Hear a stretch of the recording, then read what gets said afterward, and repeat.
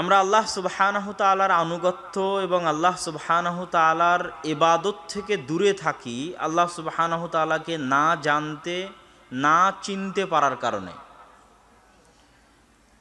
আল্লাহ সুবহানাহু তাআলাকে জানা এবং চিনা এটিও একটি ইবাদতের অংশ, এবং যে আল্লাহ সুবহানাহু তাআলাকে যত ভালোভাবে জানবে সে আল্লাহ সুবহানাহু তাআলার ইবাদত করে তত বেশি শান্তি, তত বেশি মনোযোগ, তত বেশি আগ্রহ ইবাদতে ধরে রাখতে পারবে, যেটাকে আমরা পারিভাষিক নাম দিয়েছি ইহসান।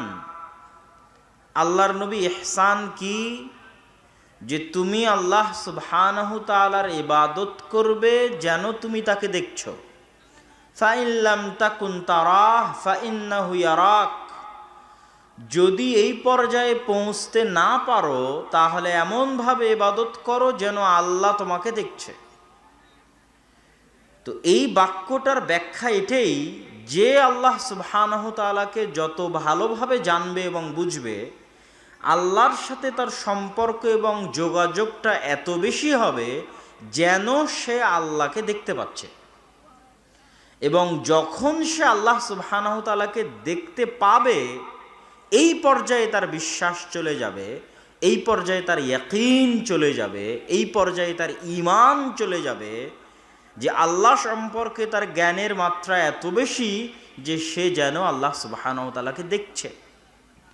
তখন আমি যেমন বড় ব্যক্তির সামনে কোনো কাজ করতে ইতস্তত বোধ করি, আপনারা যেমন করেন, ঠিক আল্লাহর কোনো বান্দা আল্লাহকে দেখতে পাচ্ছে এমতো অবস্থায় সে যখন ইবাদত করবে, দুনিয়াতে চলবে, তখন তার পুরো পরিবেশটাই পাল্টে যাবে, এমনভাবে পরিবর্তন হয়ে যাবে যে আর এক হাদিসে রাসূলুল্লাহ সাল্লাল্লাহু আলাইহি ওয়াসাল্লাম বলছেন যে আমি ওই বান্দার হাত হয়ে যাই, আমি ওই বান্দার পা হয়ে যাই, আমি ওই বান্দার দৃষ্টি শক্তি হয়ে যাই, আমি ওই বান্দার শ্রবণ শক্তি হয়ে যাই। এইভাবে মানুষ আল্লাহ সুবহানাহু তাআলার নিকটবর্তী হয়ে যায়। তো এই যে আল্লাহ সুবহানাহু তাআলা সম্পর্কে জানা এবং জ্ঞান অর্জন করা, তার নাম এবং গুণাবলী, এটার ক্ষমতা, এটার শক্তি, এটার পাওয়ার আমরা কয়েকটি জায়গা থেকে উদাহরণ দিলে সারমর্ম আপনাদের সামনে পেশ করতে পারবো। তার মধ্যে অন্যতম একটি উদাহরণ হচ্ছে সূরা ইখলাস। রাসূলুল্লাহ সাল্লাল্লাহু আলাইহি ওয়াসাল্লাম বলেছেন, কেউ যদি সূরা ইখলাস পাঠ করে তাহলে সূরা ইখলাস তা'দিলু সুলুসাল কোরআন, পবিত্র কোরআনের 3 ভাগের 1 ভাগ হচ্ছে সূরা ইখলাস, তথা সূরা ইখলাস 3 বার পাঠ করলে পরিপূর্ণ কোরআন একবার পাঠ করার সমান নেকি পাওয়া যাবে। বলেন আল্লাহু আকবার। অথচ সূরা ইখলাস 2 লাইনের ছোট্ট সূরা। এই সূরার মধ্যে না আল্লাহ সুবহানাহু তাআলা তার গতানুগতিক স্বভাব অনুযায়ী না মানুষের উপর তার নেয়ামতের বর্ণনা দিয়েছেন, না অতীতের ইতিহাস বর্ণনা করেছেন, না জান্নাত এবং জাহান্নামের বর্ণনা দিয়েছেন। এই পুরো 2 লাইনের ছোট্ট সূরায় আল্লাহ সুবহানাহু তাআলা শুধু তার নিজের পরিচয় দিয়েছেন, তার গুণ বলেছেন। তো তার গুণ এবং তার নামের পাওয়ার এটাই যে শুধু তার গুণাবলী এবং নাম থাকার কারণে ছোট্ট সূরা 3 বার পড়লে কোরআন একবার পড়ার সমান হয়ে যাবে। এটা আল্লাহ সুবহানাহু ওয়া তাআলার নামের বরকত, গুণের বরকত। কুল হুয়াল্লাহু আহাদ আল্লাহুস সামাদ লাম ইয়ালিদ ওয়া লাম ইউলাদ ওয়া লাম ইয়াকুল লাহু কুফুয়ান আহাদ, এই প্রত্যেকটিতেই আল্লাহ সুবহানাহু ওয়া তাআলার গুণ বলা হয়েছে। ঠিক তেমনি রাসূলুল্লাহ সাল্লাল্লাহু আলাইহি ওয়াসাল্লাম বলেছেন যে কেউ যদি আয়াতুল কুরসি পাঠ করে দুবুরা কুল্লি সালাতিন, প্রত্যেক ফরজ সালাতের পরে, তাহলে জান্নাতে যেতে তাকে কোনো কিছুই বাধা দিবে না ইল্লাল মাউত, তার মৃত্যু ব্যতীত। কেউ যদি 5 ওয়াক্ত সালাতের পরে নিয়মিত সূরা আয়াতুল কুরসি, সূরা বাকারার আয়াতুল কুরসি পাঠ করে তাহলে সে জান্নাতে গেছেই, এখনো যায়নি এই জন্য যে সে মারা যায়নি। আল্লাহু আকবার। এই আয়াতুল কুরসির শুরু থেকে নিয়ে শেষ পর্যন্ত আল্লাহ সুবহানাহু তাআলা শুধু শুধু তার নাম এবং তার গুণাবলী বর্ণনা করেছেন। আল্লাহু লা ইলাহা ইল্লা হুয়াল হাইয়ুল কাইয়্যুম। আল্লাহ কে তোমরা জানো? আল্লাহর পরিচয় লা ইলাহা ইল্লাহু, যিনি ব্যতীত ইবাদতের যোগ্য কোনো মাবুদ, কোনো ইলাহ নেই। তিনি কে জানো? আল হাই আল কাইয়্যুম, চিরঞ্জীব, চিরস্থায়ী, যার কোনো মৃত্যু নাই, যার কোনো ধ্বংস নাই। পৃথিবীতে অবস্থান করা প্রতিটি জিনিসের মৃত্যু আছে এবং ধ্বংস আছে। লা তাখুযুহু সিনাতুন ওয়ালা নাওম। আল্লাহ কে জানো? যাকে তোমাদের মতো তন্দ্রা, নিদ্রা, ক্লান্তি স্পর্শ করে না। কোনো মানুষকে বলো বিনা ঘুমে 1 সপ্তাহ, 1 মাস, 1 বছর কাটিয়ে দিতে, মানুষের পক্ষে সম্ভব নয়। কোনো মানুষকে বলো ক্লান্তিবিহীন টানা কাজ করে যেতে, করতেই থাকছে, মানুষের পক্ষে সম্ভব নয়। তথা মানুষ মুখাপেক্ষী, মানুষ দুর্বল। ইন্নাল ইনসানা খুলিকা হালুআ, মানুষকে দুর্বল করে সৃষ্টি করা হয়েছে। কিন্তু আল্লাহ সুবহানাহু তাআলা এগুলো সকল কিছু থেকে তিনি অমুখাপেক্ষী, তথা তিনি এগুলো কোনোটারই মুখাপেক্ষী নন। এগুলো আল্লাহর গুণ। মান যাল্লাযী ইয়াশফাউ ইনদাহু ইল্লা বিইযনিহি, এমন কি কেউ আছে পৃথিবীতে ক্ষমতাশালী, দাপটওয়ালা, বিত্তশালী, টাকা পয়সাওয়ালা, বড় নেতা, বড় এমপি, বড় মন্ত্রী, বিশ্বের শাসক, দেশের শাসক, মান যাল্লাযী ইয়াশফাউ ইনদাহু ইল্লা বিইযনিহি, যার ক্ষমতা আছে, যার সাহস আছে, যে আল্লাহর সামনে দাঁড়িয়ে কথা বলবে আল্লাহর অনুমতি ছাড়া। এটা আল্লাহর চ্যালেঞ্জ। আল্লাহ এই চ্যালেঞ্জ আয়াতুল কুরসির মধ্যে দিচ্ছেন। এগুলো সবই আল্লাহ সুবহানাহু তাআলার ক্ষমতা, আল্লাহ সুবহানাহু তাআলার পাওয়ার, আল্লাহ সুবহানাহু তাআলার গুণ, আল্লাহ সুবহানাহু তাআলার জ্ঞান। এগুলোর বর্ণনা এই পুরো আয়াতুল কুরসির মধ্যে আল্লাহ সুবহানাহু তাআলা দিয়েছেন। এই জন্য আয়াতুল কুরসির এত ফজিলত, এই জন্য আয়াতুল কুরসির এত ক্ষমতা, এই জন্য আয়াতুল কুরসির এত পাওয়ার। কিন্তু আমাদের উদ্দেশ্য হচ্ছে এই আয়াতুল কুরসির মাধ্যমে, এই সূরা ইখলাসের মাধ্যমে আপনাদেরকে বুঝানো যে আল্লাহর নাম এবং আল্লাহর গুণাবলীর গুরুত্ব, তাৎপর্য কতখানি। সম্মানিত উপস্থিতি, এই জন্য রাসূলুল্লাহ সাল্লাল্লাহু আলাইহি ওয়াসাল্লাম বলেছেন, আন আবি হুরায়রা রাদিয়াল্লাহু তাআলা আনহু আন্নাহু ক্বাল, আবু হুরায়রা রাদিয়াল্লাহু তাআলা আনহু থেকে বর্ণিত, তিনি বলেন রাসূল সাল্লাল্লাহু আলাইহি ওয়াসাল্লাম বলেছেন, ইন্না লিল্লাহ 99 আসমা মান আহসাহা দাখালাল জান্নাহ। তোমরা জেনে রাখো আল্লাহর 99টি নাম রয়েছে, কেউ যদি এই 99টি নাম আয়ত্ত করে নেয় সে জান্নাতে চলে গেছে। আল্লাহু আকবার। বুখারীর হাদিস, সহিহ হাদিস। আল্লাহ সুবহানাহু তাআলার নাম এবং গুণাবলী আয়ত্ত করার ফজিলত। আয়ত্ত করা মানে কি? আমি মুখস্থ করা বলিনি। অনুবাদের মধ্যে যদি আপনারা খেয়াল করে থাকেন তাহলে আমি বলিনি যে কেউ 99টি নাম মুখস্থ করে নিল, কেননা আরবিতেও হিফজ শব্দটা ব্যবহার করা নাই। আরবিতেও বলা আছে আহসাহা, ঘিরে নিল চারিদিক থেকে, কোন একটা জিনিস থেকে চারিদিক থেকে ঘিরে নিল। মান আহসাহা, এই পুরো 99টি নামকে যে আয়ত্ত করলো, ইবনুল কাইয়িম রাহিমাহুল্লাহ লিখছেন যে এই আল ইহসা, আল্লাহর নামেকে আয়ত্ত করা, মুখস্থ করা, যেটাই বলি, এটার কয়েকটি ব্যাখ্যা আছে যে কিভাবে আমরা আল্লাহ সুবহানাহু তাআলার নামের ইবাদত করব। আল্লাহ সুবহানাহু তাআলার নামের ইবাদত করতে গিয়ে ইবনুল কাইয়িম রাহিমাহুল্লাহ বলেছেন, এক, আমরা এই নামগুলো দিয়ে আল্লাহ সুবহানাহু তাআলার নিকটে দোয়া করব। ওয়ালিল্লাহিল আসমাউল হুসনা ফাদউহু বিহা, আল্লাহ সুবহানাহু তাআলার সুন্দর গুণাবলী সম্পন্ন নাম রয়েছে, তোমরা এই নাম দিয়ে আল্লাহ সুবহানাহু ওয়া তাআলাকে ডাকো। এটা হলো একটা ইবাদত, যে আল্লাহ সুবহানাহু ওয়া তাআলাকে ডাকতে হবে এই নামগুলো ব্যবহারের মাধ্যমে। দ্বিতীয় ইবাদত, যেটা থেকে আমরা গাফেল, কেউ আপনাকে এই ছোট্ট সূক্ষ্ম জিনিসটা ধরিয়ে দিবে না, সেটা হচ্ছে আল্লাহর গুণে গুণান্বিত হওয়া যায়, আল্লাহর রঙে রঙিন হওয়া যায়। আল্লাহর যে সমস্ত গুণ মানুষের জন্য অর্জন করা অসম্ভব সেগুলোর কথা বলছি না। যেমন মানুষের জন্য অসম্ভব আল হাই আল কাইয়ুম হওয়া, যে মানুষ চিরঞ্জীব চিরস্থায়ী পৃথিবীতে থাকবে, এটা অসম্ভব।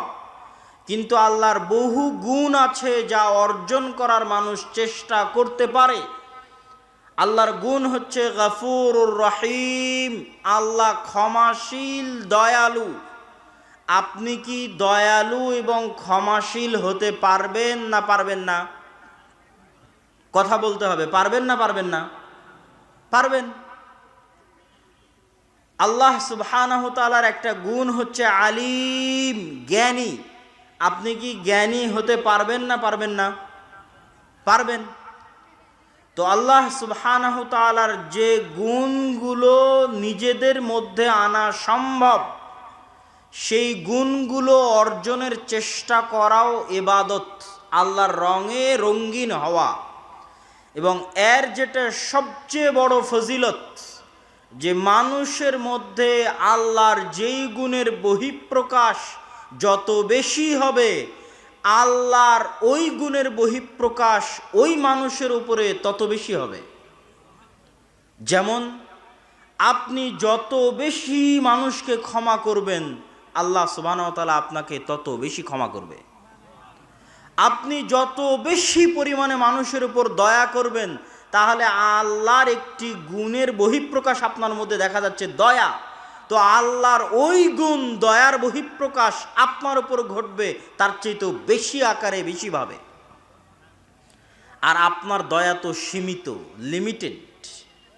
আল্লাহ সুবহানাহু ওয়া তাআলা যদি আপনার দয়া করা দেখে খুশি হয়ে আল্লাহ দয়া করেন, তাহলে আল্লাহ সুবহানাহু ওয়া তাআলার দয়া হচ্ছে আনলিমিটেড, যার সাথে কোনো কিছুর তুলনা সম্ভব নয়। এই জন্য রাসূলুল্লাহ সাল্লাল্লাহু আলাইহি ওয়াসাল্লাম বলেছেন, ইরহামু মান ফিল আরদি ইয়ারহামুকুম মান ফিস সামা। তোমরা আল্লাহর দয়া পেতে চাও, তাহলে দুনিয়াতে যারা আছে তাদের উপর তোমরা দয়া করো। দুনিয়াবাসীর উপর যদি তোমরা দয়া করো, আল্লাহ তোমাদের উপর দয়া করবে। কিন্তু আমাদের চরিত্র সম্পূর্ণ উল্টা। আমরা সকাল সন্ধ্যা আল্লাহকে বলছি, আল্লাহ আপনি ক্ষমা করেন, কিন্তু আমার অফিসের অধীনস্থ কর্মচারী ভুল করলে আমি তাকে ক্ষমা করতে পারছি না। আমার স্ত্রী ভুল করলে আমি তাকে ক্ষমা করতে পারছি না। আমার বাড়ির কাজের লোক ভুল করলে আমি তাকে ক্ষমা করতে পারছি না।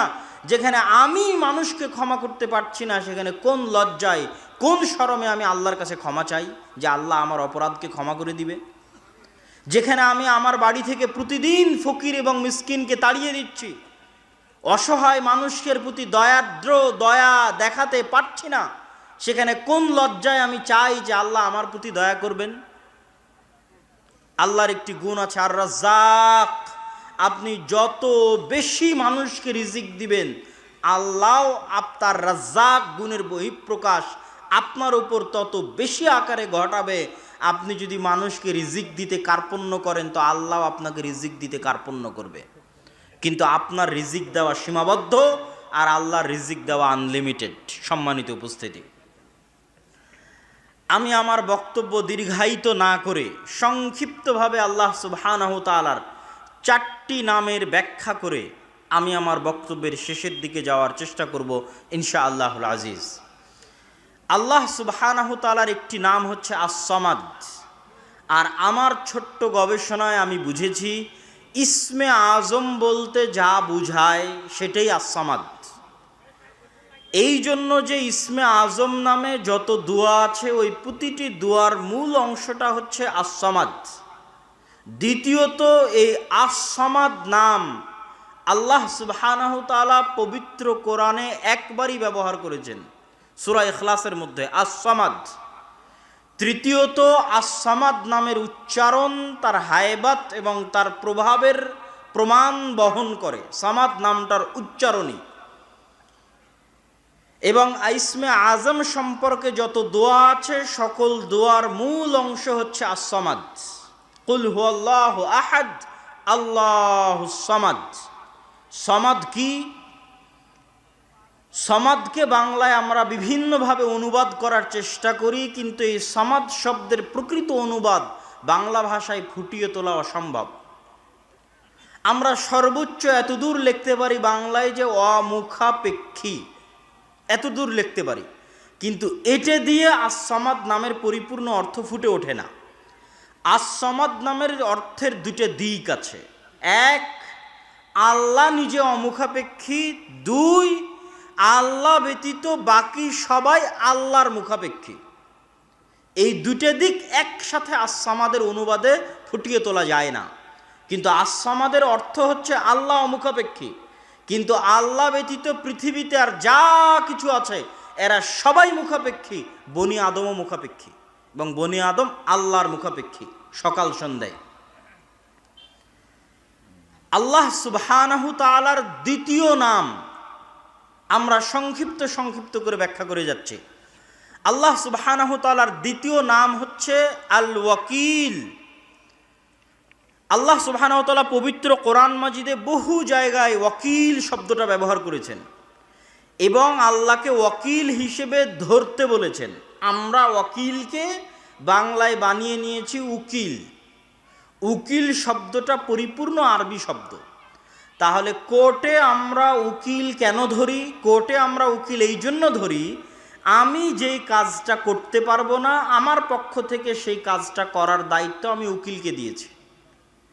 মানুষ চাইলে নিজেই নিজের মামলা আদালতে গিয়ে লড়তে পারে, এটা আমরা অনেকেই জানি না। আপনার নামে কেস হয়েছে, আপনি নিজেই আপনার উকিল হয়ে, মানে আপনার দায়িত্ব নিয়ে আপনি জজের সামনে দাঁড়িয়ে আপনার মামলা লড়তে পারবেন, কোনো বাধা নাই আইনি। কিন্তু আমরা যেহেতু আইন বুঝি না, এই জন্য আমরা একজন উকিলকে দায়িত্ব দিই, ভাই আপনি আমার পক্ষ হয়ে মামলাটা লড়বেন। তো আল্লাহ সুবহানাহু ওয়া তাআলা কোরআন মাজিদে আমাদের কি বলছে? রব্বুল মাশরিকি ওয়াল মাগরিব লা ইলাহা ইল্লাহু ফাত্তাখিযহু ওয়াকিলা। আল্লাহ হচ্ছেন পূর্বের রব, পশ্চিমের রব। পূর্ব এবং পশ্চিমের রব আল্লাহ। লা ইলাহা ইল্লাহু, আল্লাহ ব্যতীত ইবাদতের যোগ্য প্রকৃত সত্য কোনো মাবুদ নাই।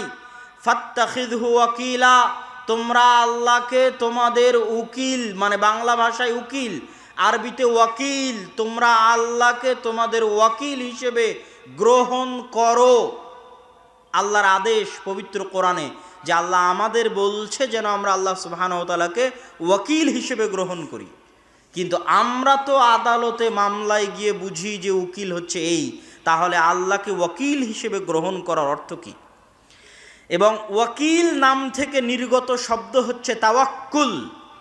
যত জায়গায় আল্লাহ সুবহানাহু তাআলা তাওয়াক্কুল করার কথা বলেছেন তত জায়গায় অর্থ এটাই যে ওয়াতাওয়াক্কাল আলাল আজিজির রহিম, তোমরা পরাক্রমশালী দয়ালু আল্লাহকে তোমাদের উকিল বানাও, মানে দায়িত্ব দিয়ে নির্ভর হয়ে যাও। ওয়াতাওয়াক্কাল, ভরসা করো, মানে দায়িত্ব দিয়ে নির্ভর হয়ে যাও, তোমার দায়িত্ব দাও, দিয়ে নির্ভর হও। তো এই আদেশের রহস্য কি? কেন আল্লাহ সুবহানাহু ওয়া তাআলা আমাদের বলছেন যে আমরা আল্লাহকে দায়িত্ব দিব? এটার ব্যাখ্যা আপনাদেরকে সংক্ষিপ্তভাবে আমি করার চেষ্টা করি। আল্লাহ সুবহানাহু ওয়া তাআলা আর এক আয়াতে বলছেন, ওয়া তাওয়াক্কাল আলাল হাই আল্লাযী লা ইয়ামুত, তোমরা দায়িত্ব দাও ওই সত্তাকে যিনি চিরঞ্জীব, কোনোদিন মারা যাবেন না। এটা আল্লাহ কারণ বলছেন যে কেন আপনি আল্লাহকে দায়িত্ব দিবেন। এখন যদি আপনি মারা যান আর আপনার ছোট দুটো বাচ্চা থাকে, তো ছোট একটা বা দুটো বাচ্চার দায়িত্ব আপনি আপনার বোনকে বলছেন, বোন এবার আমার ছেলে মেয়ে দুটো এতিম হয়ে যাচ্ছে, দেখে রাখিস। আপনার ভাইকে বলছেন, আমার ছেলে মেয়ে দুটো এতিম হয়ে যাচ্ছে, দেখে রাখিস। আপনাকে হয়তো পুলিশে গ্রেফতার করে নিয়ে জেলে চলে যাচ্ছে, আপনি আপনার ভাইকে বোনকে বলছেন, আমি জেলে চলে গেলাম, আমার এই জিনিসগুলো দেখে রাখিস। আচ্ছা, আপনার কাছে কি কোনো গ্যারেন্টি আছে যে আপনার জেলে চলে যাওয়ার পর আর আপনার মৃত্যুর 1 সেকেন্ডের মাথায় তারা মারা যাবে না? কথা বলতে হবে, কোনো গ্যারেন্টি আছে? কোনো গ্যারেন্টি নাই। তাহলে তাকে আপনি কোন ভরসায় দায়িত্ব দিচ্ছেন?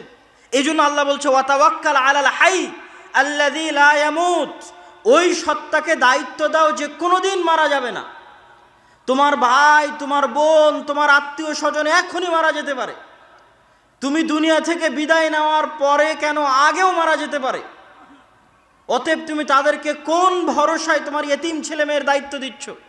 কোন ভরসায় তোমার পরিবারের দায়িত্ব দিচ্ছ?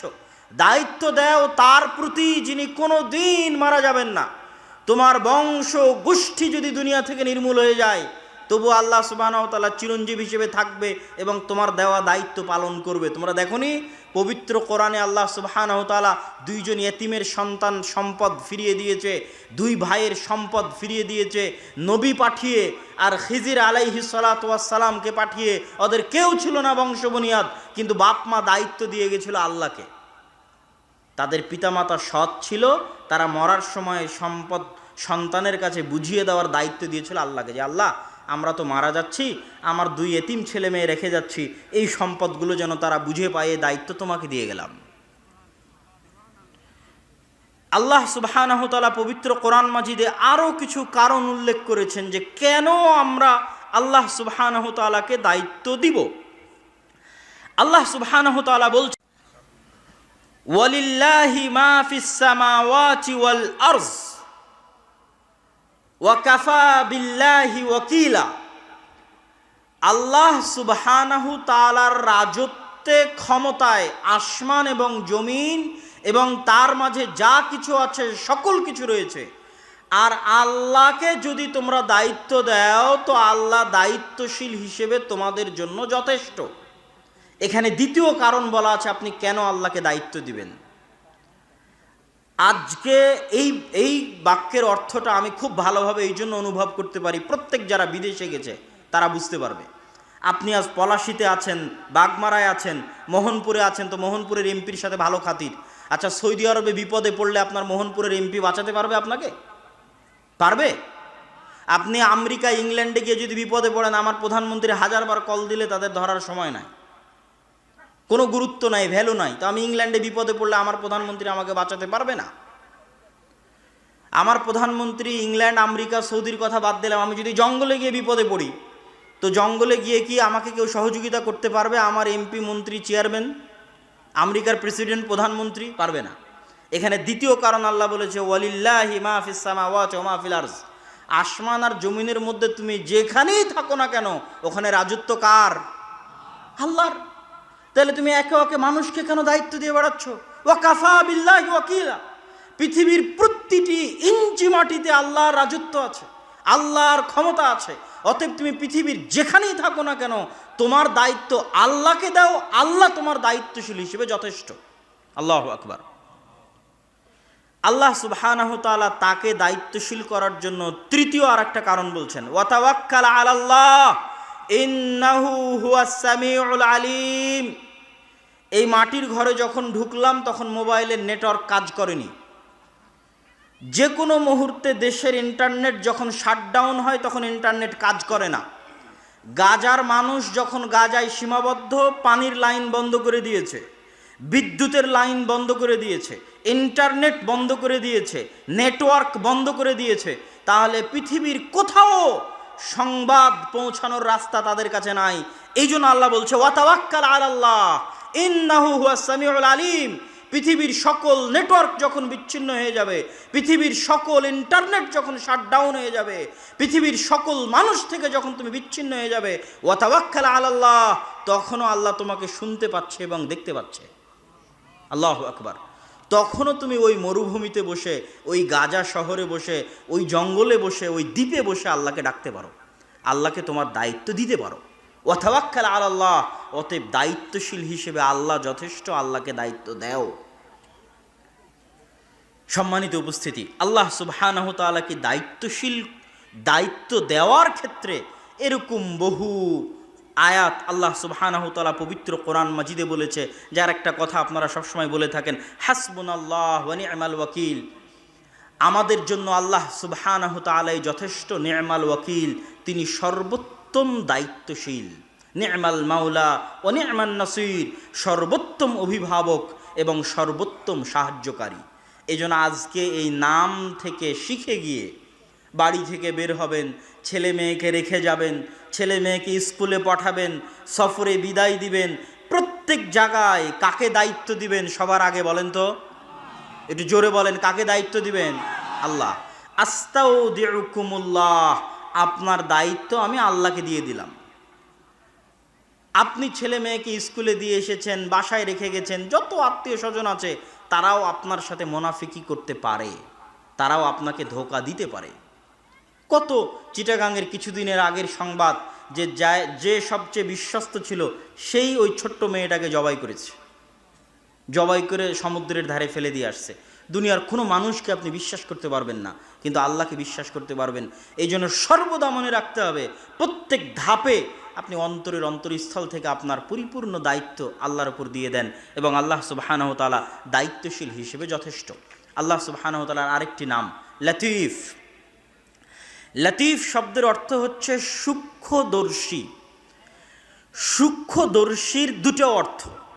আল্লাহ যে সূক্ষ্মদর্শী তার দুটো অর্থ। এক, আল্লাহ আমাদের অন্তরের কথা সূক্ষ্মভাবে পড়তে পারেন এবং বুঝেন। লতিফুম বিযাতিস সুদূর, পৃথিবীতে কোনো মানুষের অন্তর হুবহু অনুভব করতে পারে না। আপনার বাপ মাকে আপনি যেই পরিমাণ ভালোবাসেন, আপনার স্ত্রীর অন্তরে ওই ভালোবাসা কপি পেস্ট করে দিতে পারবেন না। এটা কম্পিউটারের সফটওয়্যার নয় যে কপি করে পেস্ট করে দিলেন, তাহলে আপনি যেমন ভালোবাসছেন আপনার বাপ মাকে, আপনার স্ত্রীও তেমন ভালোবাসবে। এটা হয় না। পৃথিবীতে এই টেকনোলজি, এই সফটওয়্যার নাই। তাহলে আপনি যখন খুব দুঃখে, তখন আপনার দুঃখ হুবহু বুঝতে পারার মতো দুনিয়াতে কেউ নাই। আর আপনি যখন খুব আনন্দে, তখন আপনার খুশি হুবহু বুঝতে পারার মতো দুনিয়াতে কেউ নাই। তাহলে দুনিয়ার প্রতিটা মানুষ একক, তার সুখ এবং তার দুঃখ নিয়ে একক। সে যখন কঠিন বিপদে তখনও একক। আপনার স্ত্রী আপনার বিপদ বুঝতে পারবে না, আপনার মতো করে অনুভব করতে পারবে না। আপনার বাপ আপনার মতো করে অনুভব করতে পারবে না। কিন্তু লতিফুম বিযাতিস সুদূর, একমাত্র হুবহু আপনার মতো করে অনুভব করতে পারবে কে বলেন তো? আল্লাহ। মানে আপনি যেই পরিমাণ কষ্টে আছেন, হুবহু ওই কষ্ট ওইভাবে অনুভব করতে পারবেন একমাত্র আল্লাহ। ওই আনন্দ, ওই খুশি হুবহু ওইভাবে একমাত্র অনুভব করতে পারবেন আল্লাহ। এটা গেল একটা অর্থ, যে আল্লাহ হচ্ছেন লতিফ, সূক্ষ্মদর্শী। দ্বিতীয় আর একটা অর্থ, আল্লাহ সুবহানাহু তাআলা যদি কোনো কাজ পৃথিবীতে করতে চান, তাহলে তিনি সূক্ষ্মভাবে করেন। আল্লাহ সুবহানাহু তাআলা কোনো কাজ হুমজিক্যালি, হঠাৎ, ইনস্ট্যান্ট আল্লাহ সুবহানাহু তাআলা কোনো পদক্ষেপ গ্রহণ করেন না। আচ্ছা, ইউসুফ আলাইহিস সালাতু ওয়াস সালাম যখন 7 বছর জেলে, তখন আল্লাহ কি ফেরেশতা পাঠিয়ে জেলের দেওয়াল ভেঙে ইউসুফ আলাইহিস সালামকে বের করতে পারেন না? পারেন না? পারেন। যেটা আল্লাহ সুবহানাহু তাআলার কাছে কিছুই না। যখন ফেরাউন অত্যাচার করছে 300-400 বছর বানু ইসরায়েলের ওপর, তো আল্লাহ কি ফেরাউনকে মৃত্যু দিতে পারে না? পারে না? পারে না? পারে। কিন্তু আল্লাহ সুবহানাহু তাআলার কোনো পদক্ষেপ ইনস্ট্যান্ট নয়, সাথে সাথে নয়। আল্লাহ সুবহানাহু তাআলা যেটা করেন খুবই সূক্ষ্মভাবে করেন। এটার একটা প্রমাণ দিই। এটার প্রমাণ কোরআনের একটি আয়াত থেকে দিই। সেটা হচ্ছে, ইউসুফ আলাইহিস সালাতু ওয়াস সালাম স্বপ্নে দেখলেন, ইয়া আবাতি ইন্নী রাআইতু আহাদা আশারা কাওকাবা, হে আমার বাবা, আমি দেখছি 11টা তারকা আমাকে সিজদা করছে। তো এই 11টা তারকার সিজদার বাস্তবায়ন 1 সেকেন্ডে সম্ভব। 1 সেকেন্ডে সম্ভব যে ওনার 11 ভাই ওনাকে এসে সিজদা করবে, ব্যাস হয়ে গেল। কিন্তু এই 11টা তারকা সিজদা করবে ওনাকে, এটা বাস্তবায়ন হতে সময় লাগলো 40 বছর। এবং ওই 40 বছরে ইউসুফ আলাইহিস সালাতু ওয়াস সালাম কুয়াতে নিক্ষিপ্ত হলেন, কুয়া থেকে উঠে বাজারে বিক্রি হলেন, কৃতদাস হিসেবে মানুষের বাড়িতে কাজ করলেন, মিথ্যা অপবাদে জেলখানায় গেলেন, জেলখানা থেকে বের হয়ে মন্ত্রী হলেন। তারপরে তার ভাইয়েরা তার কাছে আসলো, তখন এবার তার ভাইয়েরা তাকে সিজদা করলো। তখন কোরআন বলছে, কোরআনে আল্লাহ বলছে যে ইউসুফ আলাইহিস সালাতু ওয়াস সালাম বলছেন, ইন্না রব্বি লাতীফুল লিমা ইয়াশা। এই যে আমার ভাই 11 ভাই আমাকে সিজদা করলো, এটা হচ্ছে ওই স্বপ্নের ব্যাখ্যা। হাদা তা'বীলু রুইয়ায়া, আমার স্বপ্নের ব্যাখ্যা, কিন্তু আমার প্রতিপালক খুবই সূক্ষ্মদর্শী। তিনি ইনস্ট্যান্ট এক ধাপে 1 মিনিটে কোনো কাজ করেন না, তার প্রতিটা কাজ সূক্ষ্ম। এই জন্য আপনি যখন দেখছেন আপনার সামনে ঘন বিপদ, তো হতাশ হওয়ার কিছু নাই। এই বিপদ এক সময় কেটে গিয়ে ভালো দিন আসবে, যেটা আপনি জানেন না, কেননা আল্লাহ সাথে সাথে আপনার ওই বিপদ দূর করবেন না। এর জন্য আল্লাহ সুবহানাহু ওয়া তাআলা পৃথিবীতে ওসিলা তৈরি করবেন, ওয়াসাইল তৈরি করবেন। ফেরাউনকে ডুবিয়ে মারার জন্য আল্লাহ ওয়াসাইল তৈরি করেছেন। মুসা আলাইহিস সালামকে পাঠিয়েছেন, দীর্ঘদিন যাবৎ মুসা আলাইহিস সালামকে লালন পালন করেছেন। তারপরে মুসা আলাইহিস সালামের সাথে কত ঘটনা, জাদুকরদের ঘটনা, 9-10 রকমের আযাব ফেরাউনের উপর, ফেরাউনের ঈমান না আনয়ন করা, সব মিলিয়ে একটা সময় মুসা আলাইহিস সালাম যখন পালিয়ে যাচ্ছেন, তারপরে তখন ফেরাউন সেখানে ডুবে মারা যাচ্ছে। তো কোনো কিছু আল্লাহ সুবহানাহু ওয়া তাআলা ইনস্ট্যান্ট সাথে সাথে বাস্তবায়ন করবেন না, তিনি বাস্তবায়নের সূক্ষ্মদর্শী। মানুষও বুঝতে পারবে না যে আল্লাহ সুবহানাহু ওয়া তাআলা এই কাজ কিভাবে করবেন। আজকের আমাদের আলোচনার আল্লাহর গুণাবলীর শেষ নাম আশ-শাকুর, আল্লাহ সুবহানাহু ওয়া তাআলার শুকরিয়া আদায়কারী। আজকে আপনারা এই অনুষ্ঠানে দূর দূরান্ত থেকে এসেছেন, তো আমি আপনাদের শুকরিয়া আদায় করছি।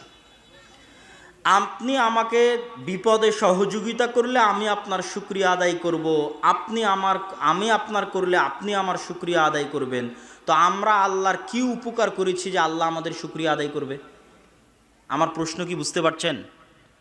আল্লাহ যে তার নাম বললেন যে আল্লাহ হচ্ছেন শাকুর, শুকরিয়া আদায়কারী, তো আমরা আল্লাহর কি উপকার করলাম আর আমাদের কি উপকার করার সামর্থ্য আছে যে আল্লাহ আমাদের শুকরিয়া আদায় করবেন? নাই।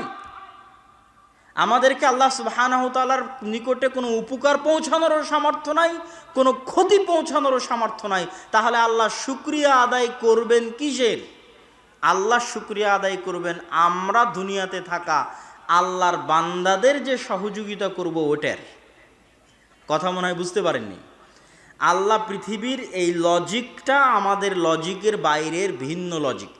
আমাদের দুনিয়ার লজিক হচ্ছে আমি তাকে সহযোগিতা করেছি, তো সে আমার শুকরিয়া আদায় করবে। আল্লাহ বলছে না, তুমি তার থেকে শুকরিয়া আদায়ের আশা রাখিও না। আমি ওয়াদাবদ্ধ তোমার সাথে, তুমি বনি আদমের সহযোগিতা করো, বনি আদম তোমার সহযোগিতার নিমক হারামি করুক, বনি আদম তোমার সহযোগিতার উল্টা প্রতিদান দিক, বনি আদম তোমার সহযোগিতার বিপরীতে তোমাকে লাথি দিক, এই চিন্তা করে তোমরা কাউকে সহযোগিতা করিও না যে আমি পাল্টা তার কাছ থেকে ধন্যবাদ এবং ভালো ব্যবহার পাবো। তোমরা আমার ওয়াদা শুনে রাখো যে তোমরা মানুষকে সহযোগিতা করো, আমি তোমাদের শুকরিয়া আদায়কারী। আল্লাহু আকবার।